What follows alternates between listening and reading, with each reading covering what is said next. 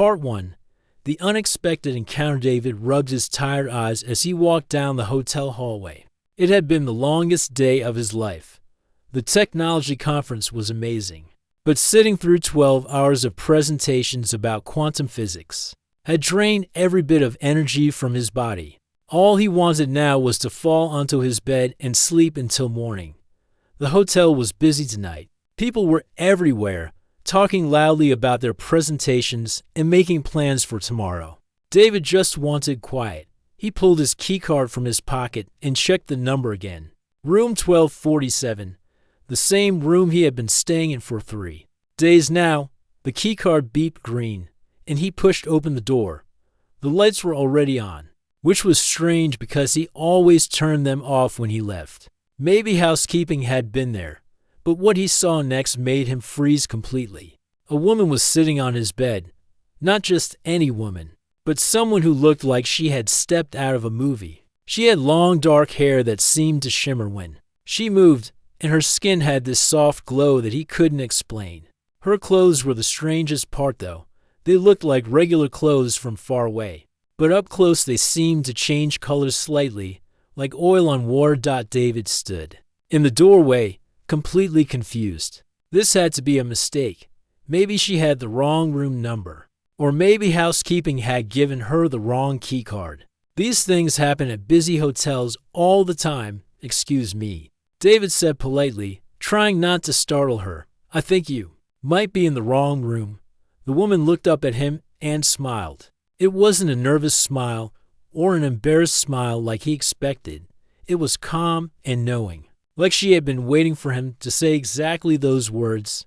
Her eyes were the most unusual color he had ever seen, somewhere between blue and silver. Exactly, she said in a voice that was smooth and musical. David blinked. That wasn't the response he was expecting. Usually, when someone was in the wrong place, they would apologize and hurry away. This woman seemed perfectly comfortable sitting on his bed like she belonged there. I'm sorry, but this is my room, David said, holding up his keycard. See, room 1247. I've been staying here since Monday. The woman nodded but didn't move. I know, she said simply. Now David was really confused. The hallway behind him was getting noisy with other conference guests returning to their rooms. He stepped inside and closed the door, not wanting to have the strange conversation in public. Look, I don't know how you got in here, but there's obviously been some kind of mix-up, David said, trying to stay patient.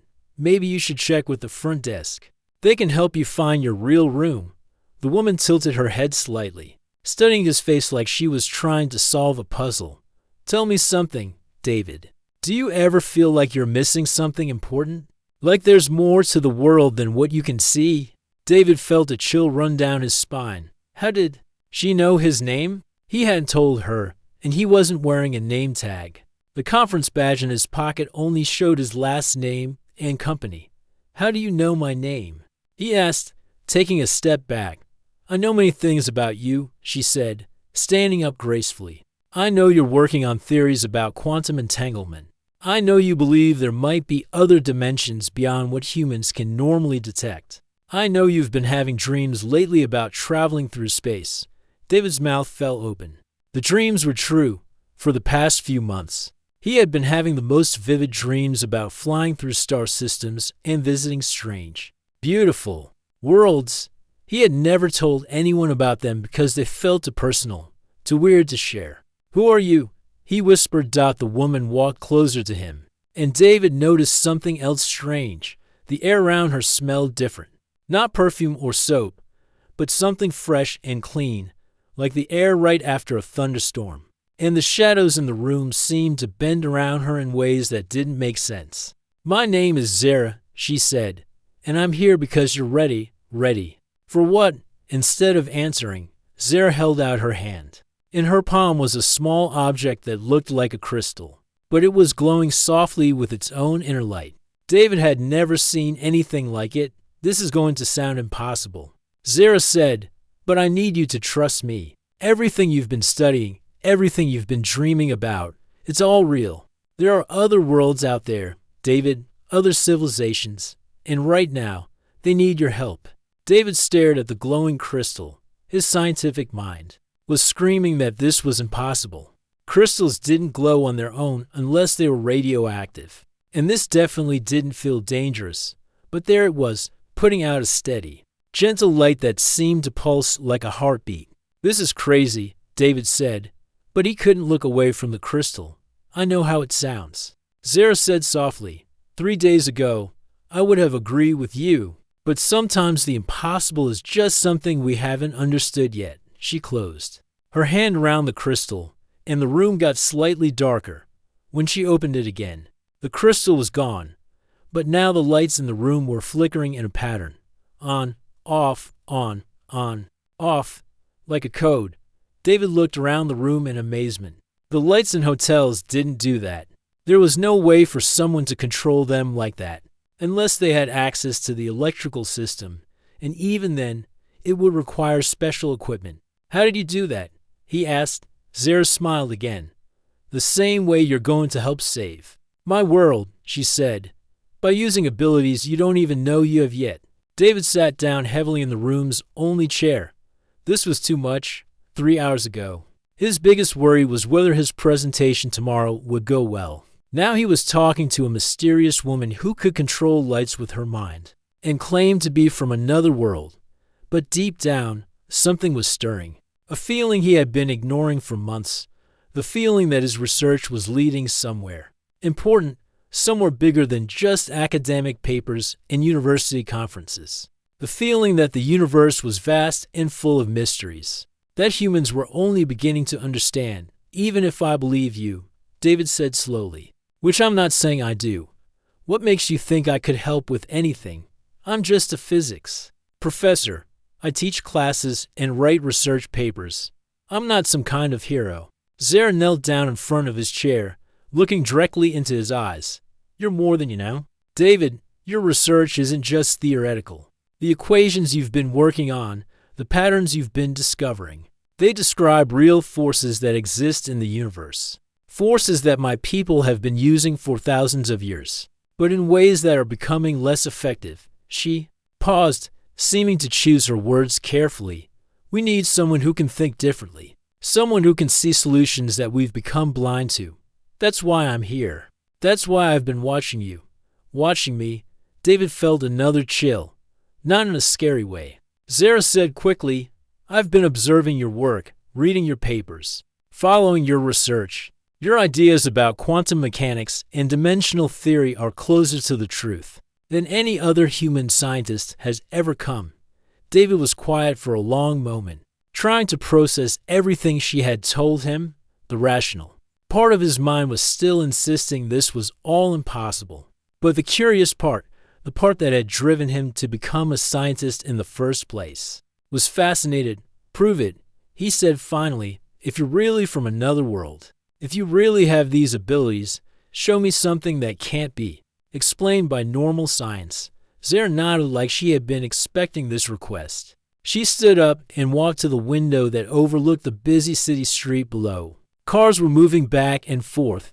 People were walking on the sidewalks. Everything looked completely normal. Then Zara raised her hand toward the window, and something incredible happened. Every car on the street stopped at exactly the same moment. Not crashed, not broken down, just stopped. The people on the sidewalks kept walking, completely unaware that anything strange was happening. David rushed to the window. The scene below looked like a photograph. Cars were frozen in the middle of intersections. Traffic lights were still changing colors, but nothing was moving except the people. This is impossible, David breathed. After about 30 seconds, Zara lowered her hand. Immediately, all the cars started moving again like nothing had happened. Drivers continued their conversations. Music kept playing from radios. Life went on exactly as before. David turned to look at Zara, and for the first time since entering the room, he truly believed that nothing about this situation was normal. Now do you believe me? She asked. David nodded slowly, still staring out the window. I believe that you can do things I can't explain, he said. But I still don't understand why you need my help, or what any of this has to do with me. Zara walked back to the bed and sat down. Because, David, the universe is in danger, and you might be the only person who can help save it. Part 2, Revelations and Impossible Truths. David stared at Zara for what felt like hours, but was probably only a few seconds. His mind was racing, trying to find some logical explanation for what he had just witnessed. Maybe it was a trick of the light. Maybe he was more tired than he thought. Maybe someone had put something in his coffee at the conference. But deep down, he knew none of those explanations were true. What he had seen was real, and it changed everything. Okay, David said, sitting back down in the chair. Let's say I believe you. Let's say you really can do impossible things. That still doesn't explain who you are or where you come from. Zara looked out the window at the city lights below. I come from a place that's very far from here, so far that your fastest spaceships couldn't reach it in 1,000 years, even if they knew which direction to go. Another planet, another dimension, Zara corrected gently. Your scientists are right when they say there are other layers of reality beyond what you can see. My people have been traveling between these layers for a very long time, David felt, his scientific curiosity overriding his fear. How long? We've been exploring the universe for about 50,000 of your years, Zara said. We've visited hundreds of worlds, met dozens of intelligent species. But in all that time, we've never found anything quite like humans. What do you mean? Zara turned back to face him. Most intelligent species follow predictable patterns as they develop. They become more logical, more organized, more efficient. They solve their problems in systematic ways and build societies based on careful planning and rational thinking. She paused, seeming to choose her words carefully. But humans are different. You make connections that don't seem logical at first, but somehow turn out to be correct. You have this ability to leap to conclusions that other species would never consider, and those leaps often lead to breakthrough discoveries. David thought about his own research. Some of his best ideas had come from moments when he wasn't even trying to solve a problem. He would be taking a shower or walking his dog, and suddenly he would understand something that had been puzzling him for months. You're talking about intuition, David said. Is that what you call it? Zara smiled. We had a word for it once, long ago, but we lost that ability somewhere along the way. We became too focused on logic and efficiency. We solved so many problems that we forgot how to think creatively. She walked over to the small table by the window and placed her hand on its surface, slowly. The table began to change. It didn't melt or break apart, but somehow transformed into a different shape entirely. Within seconds, it had become a perfect sphere that hovered a few inches above the floor. David's jaw dropped. He had seen her control the lights and stop the cars, but this was different. She had completely changed the molecular structure of solid wood and metal, and she had done it as easily as flipping a light switch. This is the kind of technology my people developed, Zara explained as the sphere slowly transformed back into a table and settled onto the floor. We can manipulate matter at the atomic level. We can travel between dimensions. We can extend our lives for thousands of years. That's incredible, David whispered. But it's also a problem, Zara continued. When you can solve any problem with technology, when you can control everything around you, you stop being surprised by anything. You stop wondering what might be possible. You stop being creative. She sat down on the bed again, and David noticed that her expression had become sad. My people are dying, David, not physically, but in every way that matters. We've become so perfect that we've forgotten how to grow, how to change, how to discover new things. But you seem creative to me, David said. I mean, you found Earth. You learned our language. You figured out how to contact me. Because I'm different, Zara said. I'm what my people would call defective. I still ask questions that don't have obvious answers. I still wonder about things that seem impossible. Most of my people think this makes me unreliable. David was starting to understand. So you came here looking for help. Not just help, Zara said.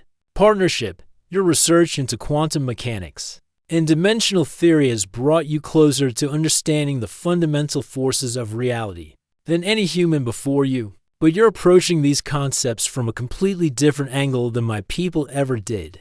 She stood up and walked to the wall. She placed both hands against it, and suddenly the entire wall became transparent. David could see through to the next room, where another conference guest was watching television, completely unaware that his wall had just turned into glass. We learned to manipulate these forces through technology, Zara explained, but you're discovering them through mathematics and theoretical physics. Your approach is giving you insights that we never had, even with all our advanced tools. The wall slowly returned to normal, and David shook his head in amazement. This is all fascinating, but I still don't understand what you want from me. I'm just one person. Even if I could help somehow, what difference could I possibly make? Zara's expression became serious. Because there's something coming, David. Something that threatens not just my people, but potentially every intelligent species in our region of the universe. What kind of something?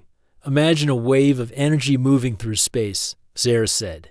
It's traveling from one dimension to another, destroying everything in its path. It doesn't matter how advanced a civilization is or how powerful their technology might be. When this wave reaches them, they simply cease to exist. David felt a chill run down his spine. How do you know about it?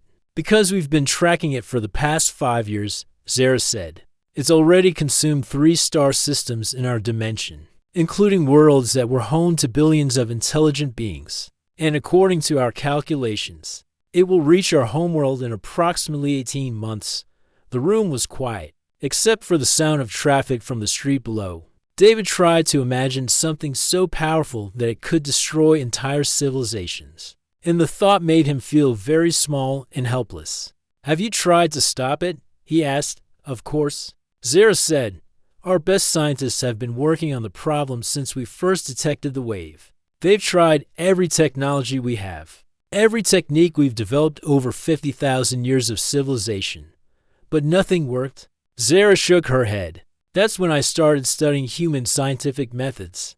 I began reading your research papers, watching your conferences through your internet, learning how human minds approach complex problems. She pulled something from her pocket that looked like a small, flat rectangle. When she touched it, images appeared in the air above it, like a 3-dimensional movie playing right in the hotel room.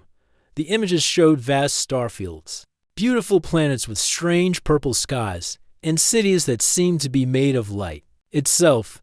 But then the images changed, showing those same worlds being consumed by a wave of darkness that left nothing behind but empty space. This is what we're facing, Zara said softly, and this is why I need your help. Because in all my research into human thinking, your work has come the closest to describing the kind of solution we need. David stared at the images floating in the air, entire worlds gone forever, billions of lives lost. The scale of it was almost impossible to comprehend. What makes you think I can succeed where your people have failed? He asked. Because you think differently, Zara said, making the images disappear. Your latest research paper describes quantum entanglement in a way that suggests matter and energy might be more flexible than my people have ever considered. If you're right, it might be possible to redirect the wave instead of trying to stop it. Redirect it where? Into a dimension where it can't harm anyone, Zara said. A place between realities where it can dissipate harmlessly. David's mind was spinning. Everything Zara was describing sounded like science fiction, but the demonstrations he had witnessed proved that she was far beyond anything humans had achieved. If she was right about the approaching wave, then the stakes were higher than anything he had ever imagined, even if I wanted to help. David said slowly, I wouldn't know where to start. The kind of technology you're talking about is centuries beyond anything we have on Earth. Zara smiled for the first time since she had started explaining the danger. That's the beautiful thing about human thinking, David. You don't need our technology.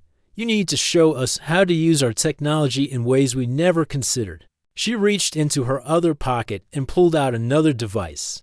This one about the size of a smartphone, but made of the same shimmering material as her clothes. This contains everything we know about the energy wave, she said, offering it to him. Our measurements, our theories, our failed attempts to stop it. Will you at least look at it? David stared at the device in her hand. Taking it would mean accepting that everything she had told him was real. It would mean believing that the fate of entire civilizations might depend on his ability to think of something that no one else had considered. But as he looked into Zara's eyes, he realized that he had already made his decision. The moment he had seen her stop those cars, the moment he had watched her transform the table, he had stepped into a larger universe than he had ever imagined. Slowly, he reached out and took the device from her hand. Part 3. The mission revealed the device felt warm in David's hands, almost like it was alive. It was lighter than his phone, but seemed to pulse with a gentle energy that made his fingertips tingle. As soon as he touched it, symbols appeared on its surface, glowing softly in colors he didn't have names for. "I can't read this," David said, turning the device over in his hands. "Touch the blue symbol in the center," Zara instructed. When David pressed his finger to the spot she indicated, everything changed. Information flooded into his mind, but not in the way he was used to reading. Instead of seeing words or numbers, he was experiencing the data directly. He could feel the wave of destruction moving through space, understand its speed and direction, sense the terror of civilizations that had already been consumed. "Ho," David gasped, nearly dropping the device. "That was intense. Your brain is processing our data format," Zara explained. "It takes some getting used to, but it's much faster than translating everything into human language." David tried touching the device again, this time prepared for the rush of information. He saw measurements that his scientific training helped him understand, even though they were recorded using technology far beyond anything on Earth. The energy wave was massive, spanning multiple dimensions and moving at speeds that made light seem slow. "This thing is huge," David said, looking up at Zara. "How is something this big even possible?" "We think it was created by accident," Zara said sadly. "One of the advanced civilizations in our region was experimenting with dimensional manipulation. They were trying to create a new kind of energy source, but something went wrong. They caused this. The explosion that created the wave destroyed their entire planet instantly," Zara continued. "They never had a chance to warn anyone or try to fix their mistake. We only figured out what happened by studying the wave's point of origin." David felt a chill. The idea that an entire civilization could accidentally destroy themselves and threaten everyone else in the process was terrifying. It made him think about some of the experiments happening on Earth, and he wondered if humans were careful enough with their own dangerous research. "How many worlds has it destroyed so far?" David asked. 12 planets that we know of," Zara said. "Each one was home to billions of intelligent beings. Some were even more advanced than my people." The weight of those numbers hit David like a physical blow. Billions of lives gone, entire cultures, histories, art, music, literature, all erased in moments. And if Zara was right, it was going to keep happening unless someone found a way to stop it. "Show me what your people tried," David said, touching the device again. This time, the information was more technical. David saw elegant mathematical equations that described the wave's structure, detailed plans for massive machines designed to block or deflect it, and recordings of test after test that ended in failure. "Your people are incredibly smart," David said after absorbing several minutes' worth of data. "These solutions are brilliant. Why didn't any of them work?" "Because we always approach problems the same way," Zara explained. "We identify the challenge. We design the most efficient solution. We build it perfectly, and we implement it precisely. It's worked for us for thousands of years. But not this time." "Not this time," Zara agreed. "The wave doesn't behave like anything we've encountered before. It seems to adapt to whatever we try to do to it. Every time we build a barrier, the wave finds a way around it. Every time we try to disrupt it, it becomes stronger." David studied the failure reports more carefully. Each attempt had been logical and well-planned, but they all shared the same basic approach. Zara's people were trying to overpower the wave with technology, to force it to do what they wanted. "What if you're thinking about this wrong?" David said slowly. "What do you mean?" "You're treating the wave like an enemy that needs to be defeated," David explained. "But what if it's more like a natural disaster? You don't fight a hurricane by building a wall in front of it. You redirect it, or you find a way to let it pass through safely. Zara's eyes lit up. That's exactly the kind of thinking we need. Our scientists never considered working with the wave instead of against it. David touched the device again, this time looking for specific information about the wave's composition. What he found surprised him. The wave wasn't just destructive energy. It was also carrying massive amounts of matter and information from the worlds it had consumed. Zara, look at this, David said excitedly. The wave isn't just destroying things, it's collecting them, absorbing them. What if that's not a side effect? What if that's its actual purpose? I don't understand. What if the original experiment wasn't trying to create an energy source? David continued, his mind racing. What if they were trying to create some kind of cosmic recycling system? Something that could gather raw materials from dead or dying worlds and transport them somewhere else to create new worlds. Zara stared at him. That would mean the wave isn't broken or out of control. It would mean the wave is working exactly as designed, David said, but without proper guidance. It's just taking everything it encounters instead of only taking what it's supposed to take. So if we could communicate with it somehow, give it the right instructions, we might be able to redirect it to areas of space where there's nothing but dead rocks and cosmic dust, David finished. Let it do its job without harming anyone. For the first time since David had met her, Zara looked genuinely hopeful. Do you really think that could work? I have no idea, David admitted. But it's a completely different approach from anything your people tried. And if I'm right about the wave's original purpose, it means we don't need to destroy it. We just need to teach it how to be more selective. Zara walked to the window and looked out at the city lights below. There's something else you need to know, she said quietly. What? I'm not supposed to be here. Zara said, my people have strict rules about contacting primitive civilizations. Primitive? David raised an eyebrow. Sorry, Zara said with a small smile. Less technologically advanced civilizations. The official policy is non-interference until a species develops dimensional travel on their own. But you came anyway, because I believe the situation was too urgent to wait for proper authorization, Zara said. I studied human scientific progress and calculated that it would take at least 200 years before your people develop the necessary technology naturally. And the wave will reach your world in 18 months. Exactly. So I made a choice to break the rules and contact you directly. David felt a new weight of responsibility settling on his shoulders. Not only was Zara asking him to help save multiple civilizations, but she had risked her own position and safety to make this contact possible. What happens if your people find out you're here? David asked. I honestly don't know, Zara said. No one has ever broken the non-interference protocols before. At best, I would be stripped of my rank and exiled.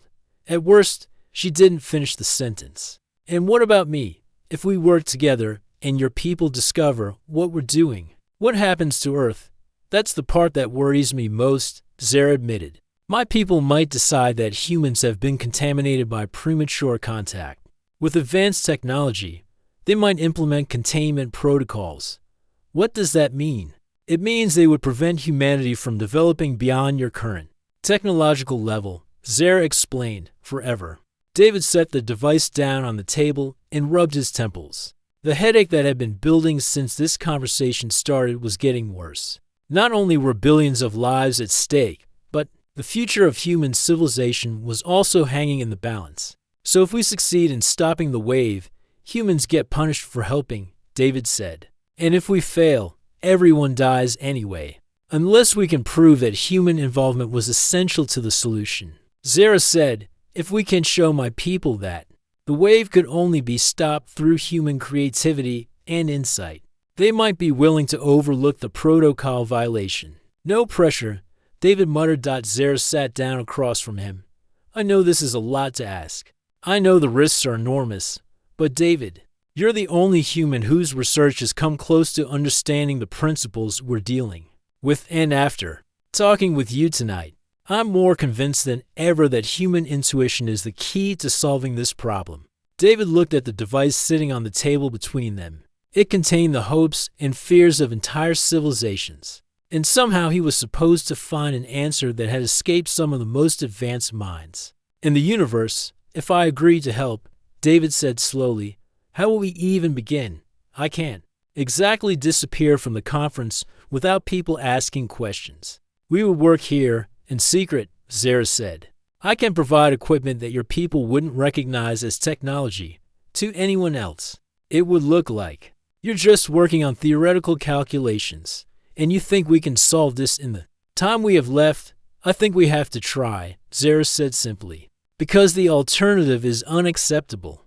David picked up the device again and felt its warm pulse against his palm. Somewhere out there, a wave of destruction was moving toward inhabited worlds, carrying the accumulated matter and energy of everything it had already consumed, and somehow he was supposed to find a way to communicate with it, to teach it to be more careful about what it collected. Part 4. The collaboration and growing connection. The next morning, David woke up wondering if everything had been an incredible dream. But when he opened his eyes, he saw equipment scattered around his hotel room that definitely hadn't been there before. Strange devices that looked like a cross between computers and art sculptures sat on every available surface, humming quietly and displaying patterns of light that seemed to shift. When he wasn't looking directly at them, Zara was sitting at the small desk, working with something that looked like a three-dimensional puzzle made of pure energy. Her fingers moved through the air, manipulating shapes that existed but had no solid form. Good morning, she said without looking up. I hope you don't mind, but I brought some tools while you were sleeping. David sat up and rubbed his eyes. How did you get all this stuff in here without waking me up? Dimensional shifting, Zara said casually, as if she was talking about using the elevator. It's easier to transport things directly into a space than to carry them through doors and hallways. David looked around the room in amazement. Nothing looked like any technology he had ever seen, but somehow he could sense what each device was for. The tall silver column near the window was analyzing the energy patterns of the destructive wave. The crystal formation on the dresser was running mathematical calculations at speeds that would take human computers years to complete. How do I know what these things do? David asked. The information device you used last night created a temporary link between your mind and our technology, Zara explained. It should fade in a few days, but for now, you can understand our equipment almost as well as I can. David walked over to the energy puzzle Zara was working with, up close. He could see that it was a three-dimensional model of the wave, complete with all the mathematical properties they had studied the night before. You've been working all night, David asked.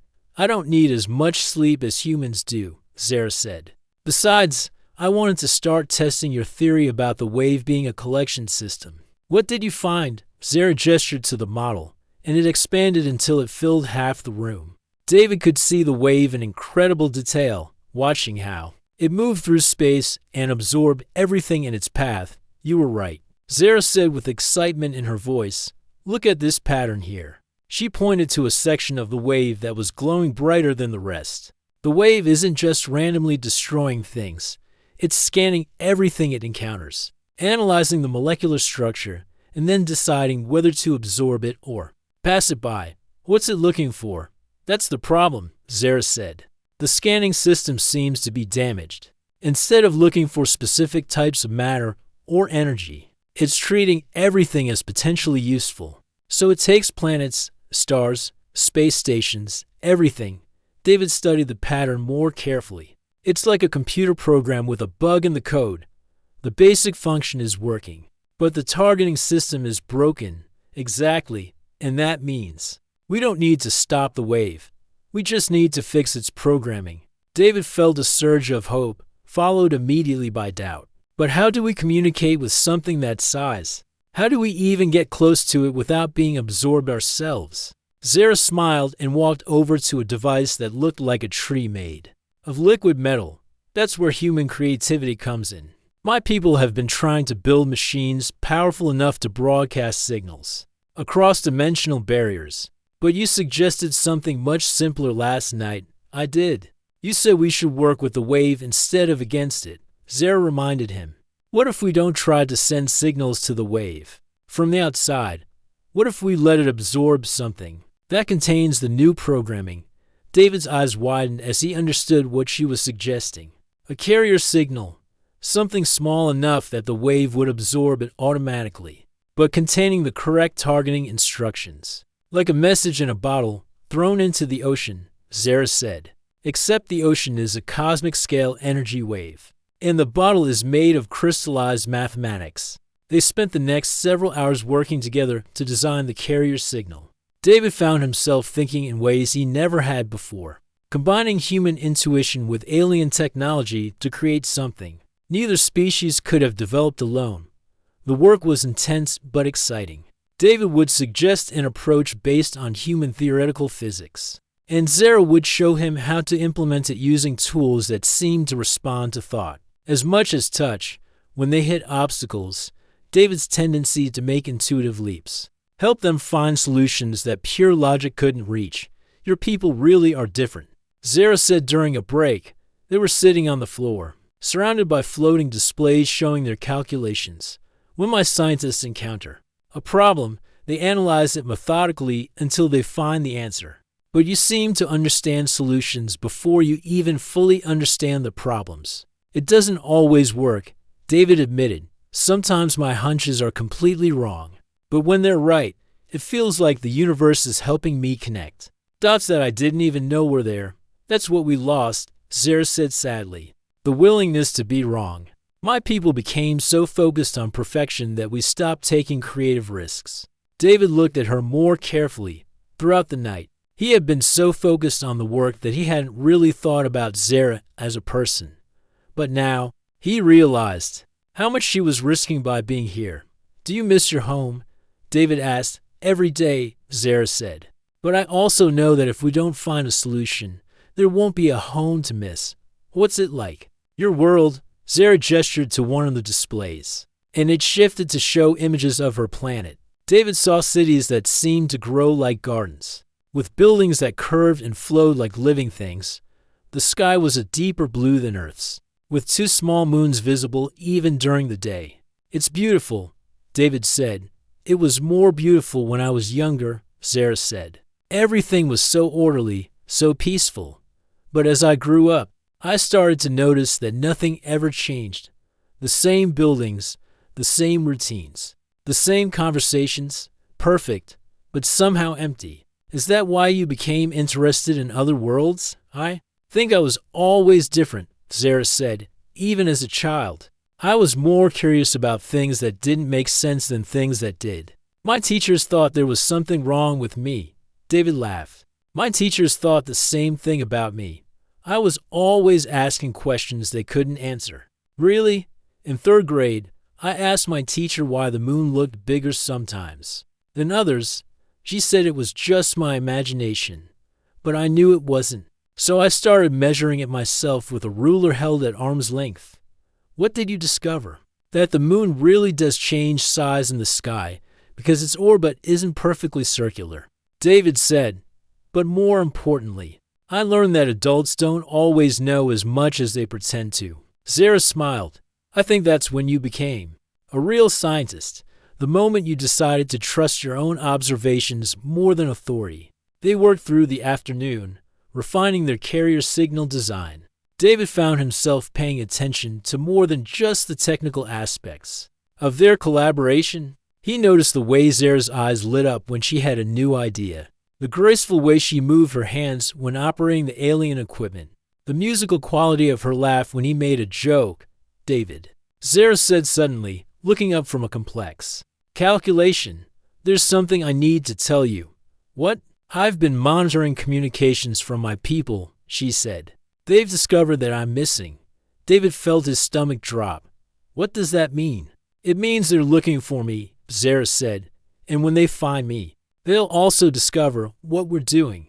How long do we have? Zara checked one of her devices based on their search patterns. Probably less than 6 hours before they locate this dimensional signature. David looked around the room at all their work, at the partial solution they had been building together. 6 hours wasn't nearly enough time to finish what they had started. Can we speed this up somehow? David asked, not without risking mistakes. Zara said, the programming has to be perfect, or the wave might become even more dangerous than it already is. David stood up and started pacing around the room. His mind was racing, trying to think of alternatives. There had to be something they could do, some way to buy more time or work faster. What if we don't try to finish the whole solution? David said suddenly. What do you mean? What if we create a partial fix, something that doesn't solve the whole problem, but proves that our approach works? Zara considered this. If we could demonstrate that the wave responds to reprogramming, even in a small way, it might convince my people to allow us to continue working together. Exactly. We show them that human thinking really is essential to the solution. But we'd only get one chance, Zara warned. If our demonstration fails, my people will assume that the collaboration is worthless and implement their containment protocols immediately. David looked out the window at the city below. Millions of people going about their daily lives, completely unaware that the future of their entire species might depend on the next few hours. Then we better make sure it works, David said. Part 5, Resolution and Transformation Time moved differently. When you were trying to save the universe, David felt like they had been working for days. But the clock on the wall showed that only 4 hours had passed since Zara discovered her. People were searching for her. The hotel room had been transformed into something that looked more like a space mission control center than a place where someone might sleep. How are we doing? David asked, wiping sweat from his forehead. The alien equipment generated a lot of heat when running at full capacity. The carrier signal is almost ready, Zara said, her hands moving through a complex light pattern that was somehow programming their mathematical message. But I'm detecting search signatures getting closer. My people will find us within the next hour. David felt his heart racing. 1 hour to finish work that could determine the fate of countless worlds. No pressure at all. What exactly happens when they find us? David asked, trying to keep his voice steady. 3 ships will materialize outside this building, Zara explained. Without stopping her work, a diplomatic team will enter through dimensional shift, assess the situation, and make immediate decisions about how to proceed. And if they decide our work is worthless, then you'll forget this ever happened. And humanity will never advance beyond your current technology level, Zara said sadly. And my people will implement their standard containment protocols to prevent any future contact. David tried not to think about what that meant for Earth's future. Instead, he focused on the task in front of him. Their carrier signal was elegant in its simplicity. Rather than trying to overpower the cosmic wave with technology, they were going to let it absorb a small package containing new programming instructions. It's like updating software, David had explained to Zara earlier. Except the computer is the size of a solar system and made of pure energy. The brilliant part was that they weren't trying to stop the wave or control it completely. They were just giving it better targeting information so it could do its original job properly. Instead of absorbing everything in its path, the wave would learn to distinguish between living worlds that should be protected and dead matter that could be safely collected. David, look at this, Zara said suddenly. The main display showed a real-time view of space where the wave was currently moving. It had just encountered another inhabited planet, and David watched in horror as the entire world began to glow and then simply vanished. Another civilization gone, Zara whispered. Billions of people who never even knew what was coming. David felt sick. All their work, all their theories, and they were still too late to save that world. But maybe, just maybe, they could prevent it from happening again. We're going to stop this, David said firmly. We have to.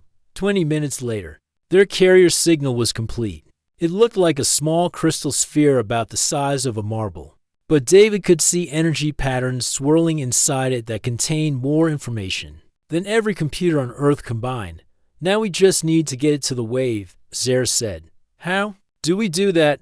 We launch it through dimensional space, Zara explained, walking over to a device that looked like a cannon made of glass and starlight. It will travel faster than the wave is moving and reach it in approximately 15 minutes.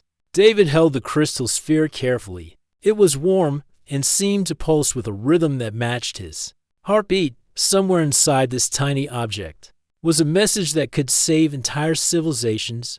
Wait, David said as Zara prepared the launcher. What if we're wrong? What if our theory is completely off and this makes things worse? Zara paused.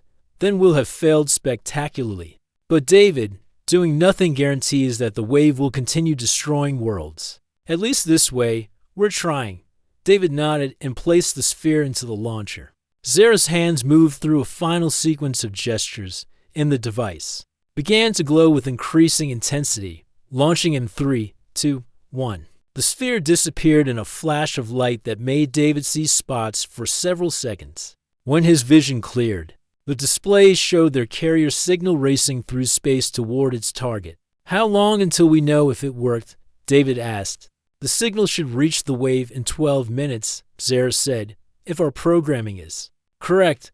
We should see a change in the wave's behavior almost immediately. They sat down to wait, watching the displays that tracked both their signal and the approaching search ships. David noticed that Zara seemed calmer now that their work was done, but there was sadness in her eyes. What will happen to you when your people arrive? David asked. I honestly don't know, Zara said. I've broken laws that have never been broken before. But if our solution works, maybe they'll understand why I had to try. And if it doesn't work, then I'll probably spend a very long time in exile, thinking about how I risked everything for nothing. David reached over and took her hand. It wasn't for nothing, even if this doesn't work. You showed me that the universe is bigger and more amazing than I ever imagined. That's worth something, Zara smiled. You showed me something too. You reminded me what it feels like to discover something new, to solve a problem that seemed impossible. I had forgotten how exciting that could be. Suddenly, every display in the room lit up with alerts. Their carrier signal had reached the wave. It's working, Zara shouted. Jumping to her feet, David watched in amazement as the massive wave of destruction began to change. Instead of continuing straight toward the next inhabited system, it curved away, moving toward an area of space filled with dead asteroids and cosmic debris. Look at this, Zara said, pointing to detailed readings. The wave is now scanning selectively. It's ignoring anything with complex molecular structures that might indicate life, and only absorbing simple matter. So it's doing its original job correctly now. Exactly. It's collecting raw materials from dead worlds and asteroid fields, just like it was designed to do. David felt a wave of relief and triumph wash over him. They had actually done it. They had communicated with the cosmic force and taught it to be more careful about what it destroyed.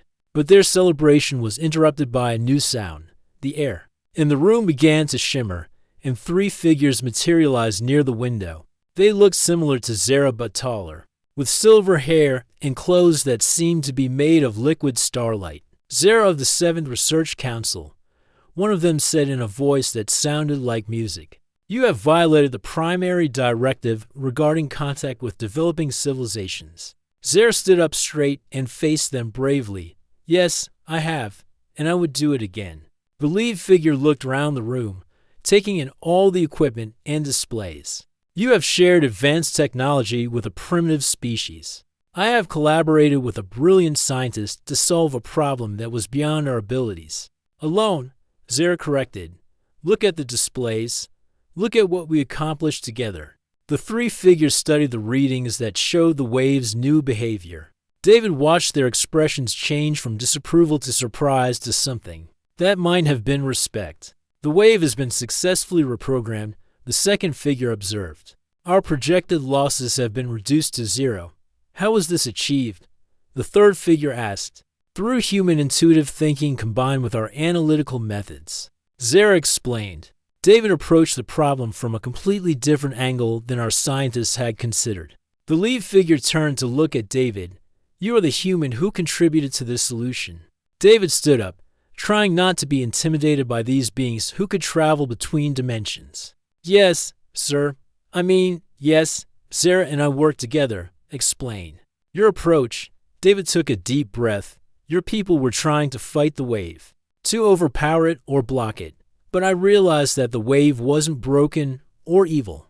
It was just confused. So instead of fighting it, we taught it how to do its job better. The three figures exchanged glances that seemed to communicate volumes. This human understanding prevented the destruction of 47 inhabited worlds.